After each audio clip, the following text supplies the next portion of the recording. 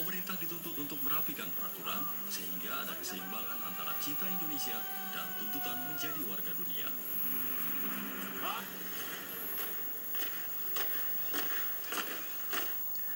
Untung rugi keluarga negara ganda akan saya bahas bersama dengan Dirjen Administrasi Hukum Umum Kementerian Hukum dan Hak Asasi Manusia, Bang Freddy Haris.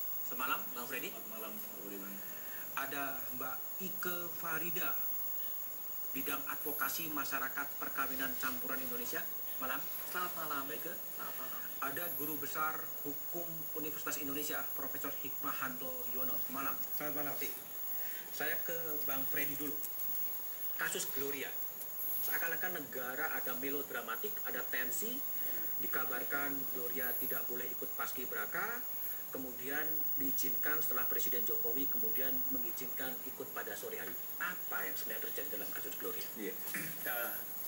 Dalam kasus Gloria, pertama adalah karena ada permintaan tentang status Gloria dari Kemenpora. Dari Kemenpora. Ada surat dari Kemenpora yang mempertanyakan kalau Gloria yang memiliki paspor Prancis ya dan memiliki ITAP. Nah, kalau kita berdasarkan peraturan perundang-undangan, undang-undang keluarga negaraan sudah jelas paspor asing dan ITAP kan izin tinggal tetap, maka sudah pasti dia adalah anak asing. Jadi jawabannya simpel pada saat itu. Dan itu baru ketahuan ketika menjelang paskibraka digelar. Iya. Itu Proses selanjutnya tidak terdeteksi ya? Sebelumnya tidak terdeteksi kan, kita kan atas dasar permintaan kan, kementerian atas dasar permintaan dan kita statementkan pada saat itu.